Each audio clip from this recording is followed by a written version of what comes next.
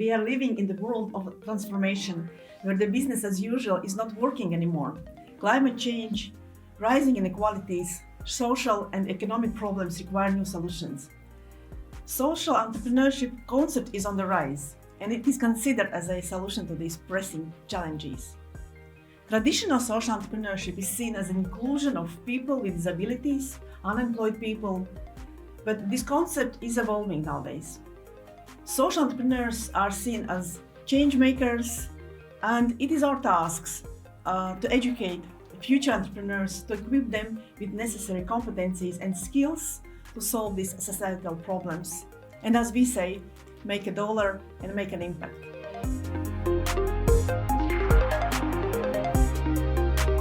Hello, my name is Anzelika Krastina. I am a senior lecturer at Lapland University of Applied Sciences in Finland. And today we are going to talk about social entrepreneurship for sustainable solutions. And we are going to introduce you to the methodology on how to educate future impact entrepreneurs. In this lecture, we will define the social entrepreneurship.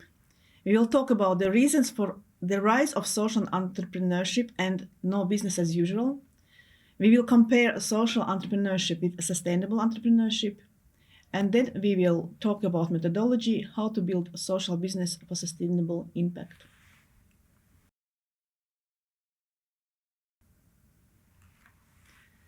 Well, in general, entrepreneurship is defined as a process of creating, developing, and running new business or venture, typically to address a need or opportunity in the market. It involves taking risks, being innovative, and using resources to generate profit and achieve the growth. We say that entrepreneurship is systemic innovation, and according to Peter Drucker, entrepreneurship is not just about starting a business, but it is about pursuing an opportunity through systematic innovation. Therefore, we are saying that entrepreneurship is purposeful search for innovative opportunity. It is a creative approach to sustainable solutions, value creation, and problem solving. Well, compared to traditional entrepreneurship definition, what is then social entrepreneurship? Social entrepreneurship is an initiative that aims to identify and address societal challenges through innovative and sustainable business models. Social entrepreneurship is also about identifying social and environmental problems, addressing them with innovative approach, and using entrepreneurial mindsets and methods. Also, OECD is defining social entrepreneurship that has its main goal to address pressing social challenges and meet social needs and do that in an innovative way. But what is the difference from traditional entrepreneurship? OECD defines that while serving the general interests and common good for benefit of the community, social entrepreneurship targets social impact, first of all, rather than profit maximizing. We can say that there is particular mission of social entrepreneurs. Social change, social transformation, social impact are brought by social entrepreneurs. And they all often focus on environmental and sustainability issues, economic, gender, or equality issues, healthy living stuff, or community improvement tasks. We can also question what is social enterprise? And we can define that social enterprises combine these societal goals, as we discussed earlier, with entrepreneurial spirit. The focus on achieving wider social and environmental or community impact is the core. Therefore, main objective is to have this social impact rather than to make a profit, as we discussed earlier, for their owners or shareholders. Thus, the social or societal objective of the common good is the reason for commercial activity. It's not only the charity, but we also take into account it is a commercial activity after all. And profits are mainly usually reinvested in the work of organization to achieve this societal impact. But on the other hand, when we train young people and educate young entrepreneurs, it is obvious that it is more about passion and impact-driven mission. So often entrepreneurs are having this passion for a social mission, and they use this passion in the organized and disciplined way. Thus, with the discipline and innovation of entrepreneurship. There are different forms of social entrepreneurship. Private and third sector operators and the use of majority of their profits to realize the goals according to their organizational mission. The entrepreneurial dimension separates social enterprises from the public sector. It is different from traditional non-profit organizations. Unlike traditional non-profit organizations, which typically rely primarily on donations or grants, social enterprises engage in the market exchange. And of course, still profit and income is relevant for them. So a social enterprise is not limited to any form of company. It can be a limited company, it can be a cooperative, it can be a foundation, it can be an NGO, and so on. And typically, social entrepreneurs rely on a mix of resources. It can be a voluntary work, it can be donation, and it can be a grant, but of course, also earned incomes is a core of social entrepreneurship. There are different types of social enterprises in general, and they, again, operate in different industries. The examples can be social and healthcare, nursing or sports, ecology or education, nature preservation, for example, pollution, circular economy, or even software industry. And of course, as we discussed earlier, that now evolving concept of social entrepreneurship goes beyond just the idea that social entrepreneurship is about inclusion of people with disabilities or unemployed. Still, this is also a relevant part of social entrepreneurship.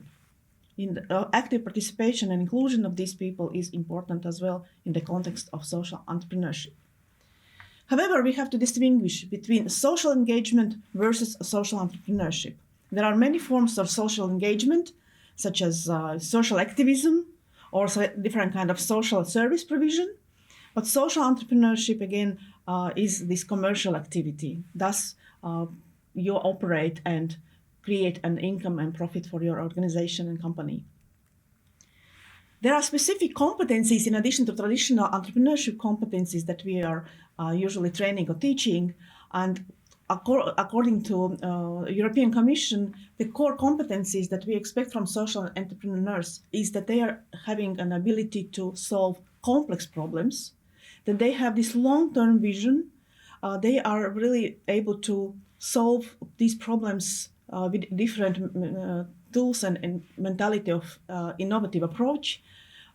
The profit is not the core focus for social enterprises, while it remains an important part. And so the students or future entrepreneurs, they need to be able or to learn also to create business plans and foresee their income. Social entrepreneurs are considered to be catalysts and drivers for social and sustainable transformation. So next, we are going to discuss the reasons for the rise of social entrepreneurship that is no business as usual. As discussed before, we cannot continue with the business as usual. Reasons for the rise of social entrepreneurship is actually sustainability demand, the growing need and preference for products, services, and business practices that do not deplete natural resources or harm the environment is really crucial. Consumers, investors, governments, NGOs are pushing for greener and more ethical choices. Social issues across societies, including poverty, inequality, and unemployment, education access, healthcare, and environmental degradation, really need new solutions.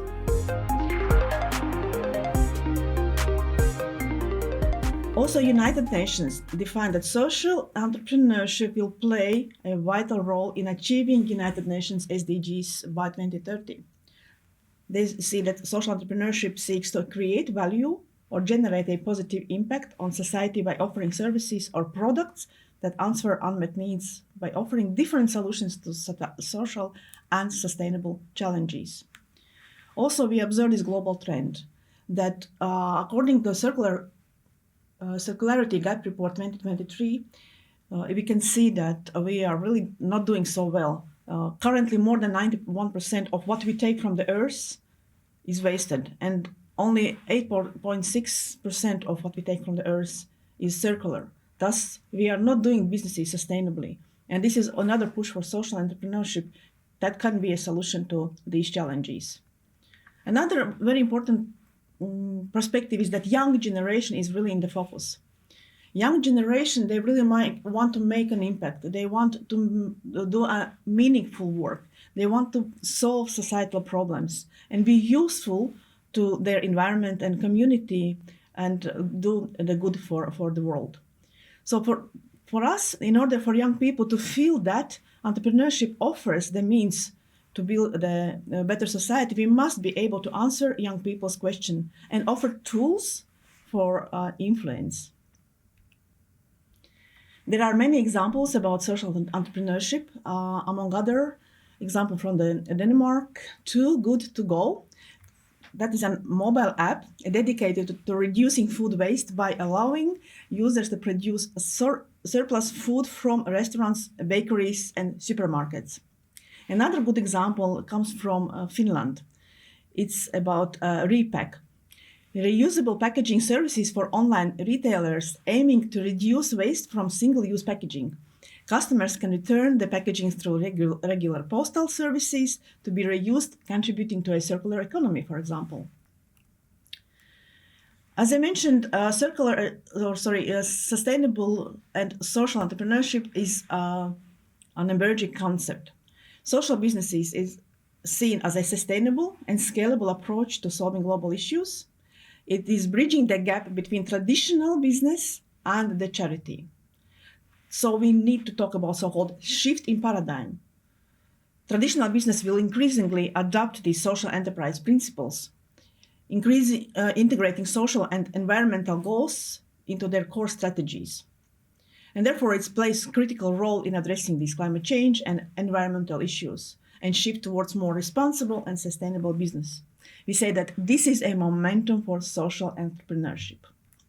So next we will talk about building social business for sustainable impact, and we will introduce you to the methodology that we use with the students and young entrepreneurs in order to encourage social entrepreneurship. Currently, the challenge is how to educate and train young people to become social entrepreneurs. So we are offering a methodology for building social business for sustainable impact that can be implemented in a form of a workshop following a step-by-step approach.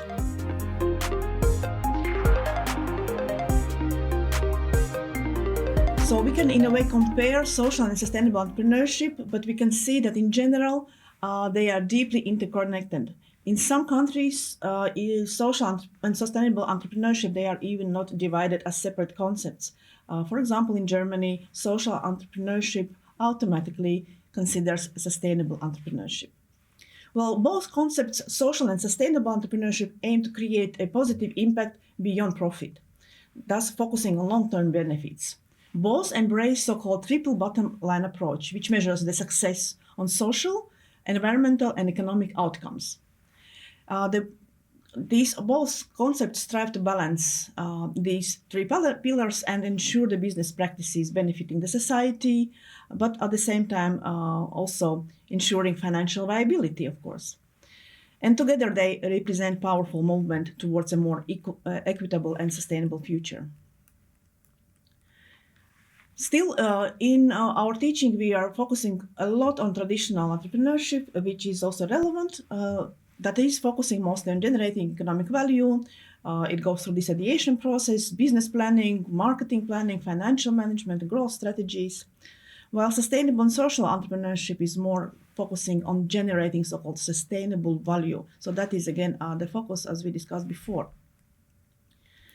And when we are talking about particular methodology, how to encourage and how to train young people to start with the social entrepreneurship or consider social entrepreneurship as a way of operation or business. So we are going through so-called step-by-step approach.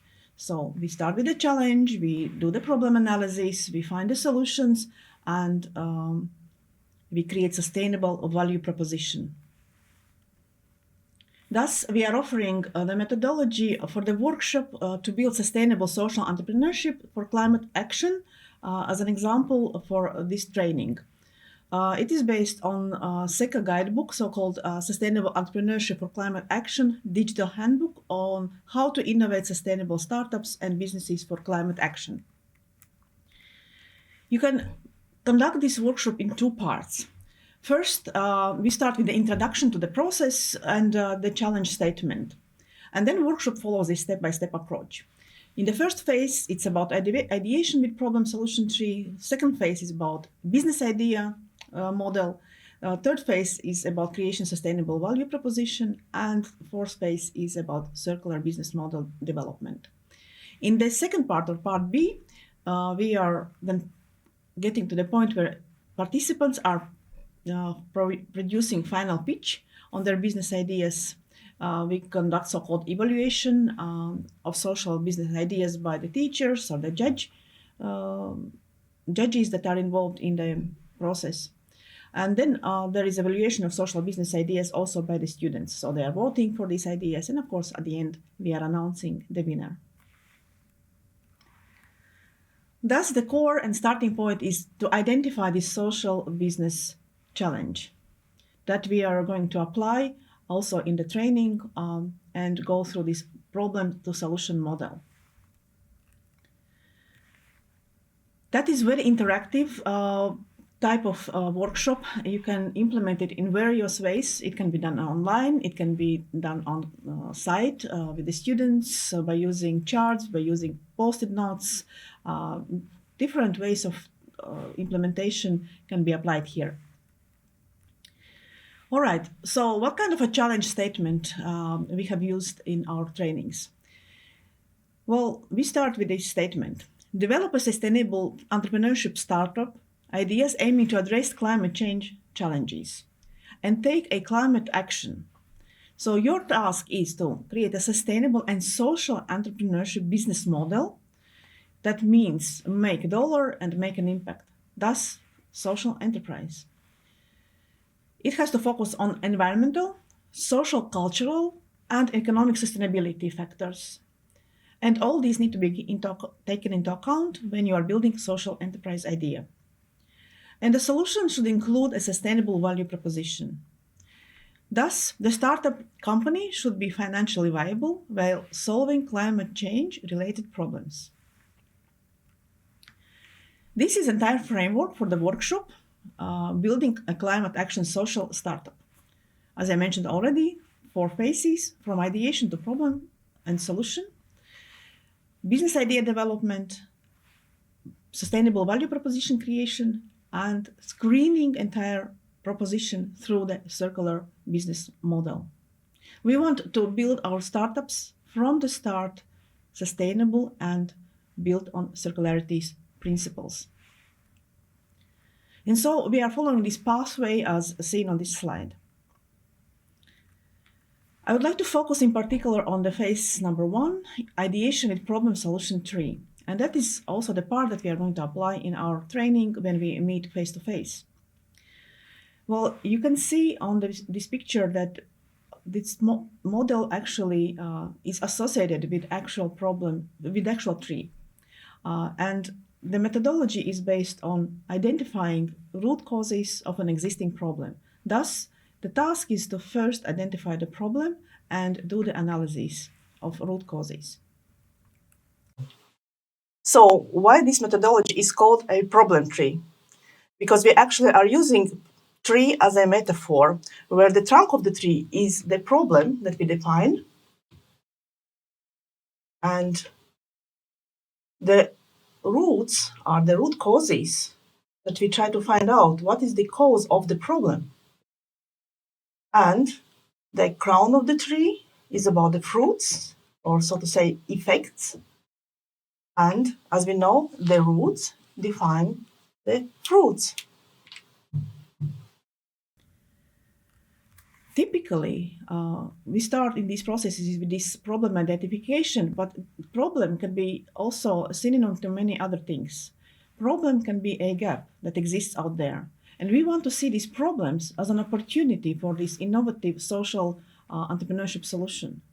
So there can be a business need, there can be a market demand, there can be a customer request, as we discussed. Customers want more sustainable products in the future. There can be a technology advance, or social and societal and cultural needs or problems. Of course, we can also use the foresight to see what kind of opportunities are there in the future. Thus, we start with this problem statement. But that is very important. According to someone, actually, we don't even know who said that exactly. Probably, according to this picture, it was an Einstein. But it said that if I had only 1 hour to save the world, I would spend 55 minutes to define the problem and only 5 minutes to find the solution. Thus, the focus in this process is really on problem analysis, problem definition, root cause analysis, and only then we move on with the finding solutions. Here we give an example. Considering climate change, considering the problems in this regard, fast fashion could be a good example. Fast fashion really creates a lot of pollution, there is a lot of waste, there are unsustainable production processes, and so we think of this problem. What could be the solutions to this problem? And among other, we can see that there can be a solution of promoting sustainable fashion by adopting eco-friendly materials, such as organic cotton or recycled fabrics.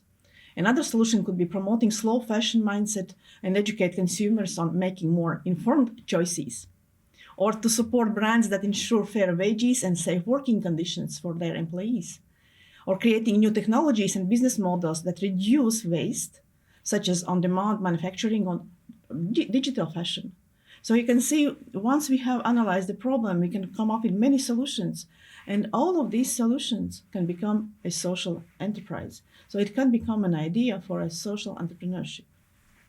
As our first step to do so, we have developed a problem tree where we address our main problems that cause climate change. So to help combat overconsumption, we have came up with a business idea, more specifically a rental service. We want to rent higher quality clothes made of better fabrics that can withstand wear and tear, so that our customers could save money on pieces that they only need once or twice in their lives. These are our main proposition. As of economic, we obviously want to make profit, save customers money, and on a macroeconomic level, we would like to create jobs and pay taxes to contribute more to society. As of environmental aspect, we would hope to reduce waste, reduce pollution, and reduce emission. And last but not least, as of social, we want to boost diversity in the workforce by hiring more women and people of minorities. We also want to boost well-being of our community by being good employers. All in all, our sustainable value proposition would be resource conservation is our sustainable value for a circular fashion future. Thank you very much. Once we have done this process, we completed with a problem and a solution approach. We have several solutions typically. Then we are screening these solutions. Which of these solutions could become a business idea?